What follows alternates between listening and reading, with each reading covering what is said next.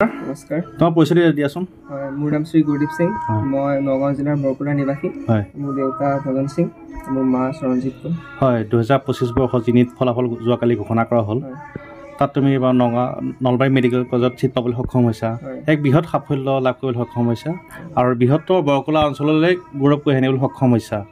এই যাত্ৰাৰ বিষয়ে তোমাক জনাওঁচোন অলপ। যথেষ্টখিনি ভাল লাগিছে। নিজে কষ্ট কৰি মা দেউতাৰ লগতে সমগ্ৰ বৰকলা অঞ্চললৈ গৌৰৱ কঢ়িয়াই আনি পাইছোঁ। যথেষ্টখিনি ভাল লাগিছে। সেইটো হয়, এই ক্ষেত্ৰত তোমাৰ তুমি যিখিনি অধ্যয়ন কৰিছিলা, যথেষ্টখিনি কষ্ট কৰি আজি এই ফলাফল লাভ কৰিলা, যিটো তুমি ফলাফল লাভ কৰিছা যথেষ্ট তুমি সুখী। আৰু তুমি নগাঁৱত থাকি পেলাই অনলাইনত কোচিং কৰিছা, যথেষ্ট কষ্ট কৰিছা, হাতক কৰিছা। এই ক্ষেত্ৰত তোমাৰ মায়ে যথেষ্টখিনি আৰু দেউতাই যথেষ্টখিনি ত্যাগ কৰাৰ ফলত তুমি এই ফলাফল লাভ কৰিবলৈ সক্ষম হৈছে, কি ক'বা? যথেষ্টখিনি ভাল লাগিছে। মায়েও মোৰ বাবে মায়ে শিক্ষয়িত্ৰী হিচাপে কাম কৰি আছিল আমাৰ গাঁৱতে, কিন্তু মই নগাঁৱত থাকিব লগা হয়। তেখেতে শিক্ষয়িত্ৰীৰ পৰা অৱসৰ ল'লে। আমাৰ দেউতাও গাঁৱৰ পৰা বহুত দূৰ হয়, নগাঁৱত থাকিব লগত আৰু দূৰ হৈছিলে। তেওঁ যথেষ্ট আপ ডাউন কৰি বহুত অসুবিধা হৈছিলে।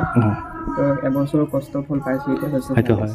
আৰু তুমি শংকৰদেৱ শিশু যেনেকৈ বৰকলাৰ পৰা তুমি অংকুৰ শ্ৰেণীৰ পৰা দশম শ্ৰেণীলৈ শংকৰদেৱ শিশু নিকেতন বৰকলা ছাত্ৰ হিচাপে আছিলোঁ। তাৰপিছত আমাৰ নগাঁৱত পঢ়িছিলা। ছিনিয়ৰ ছেকেণ্ডেৰী স্কুলত মই হায়াৰ ছেকেণ্ডেৰী পাছ কৰিছোঁ। হয়, যথেষ্ট এই যিটো ফলাফল লাভ কৰিছে যথেষ্ট সুখী। তোমাৰ পৰিয়ালৰ বৰ্তা গোটেই পৰিয়ালৰ যথেষ্ট বৰকলা গাঁওবাসী আনন্দিত হৈছে তোমাৰ যিটো ফলাফল লাভ কৰিছা।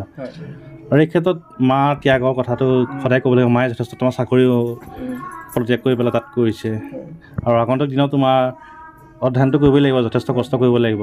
এই ক্ষেত্ৰত তোমাৰ আমাৰ চেনেলৰ পৰা তোমালোক আন্তৰিক শুভেচ্ছা জ্ঞাপন কৰিলোঁ। ধন্যবাদ।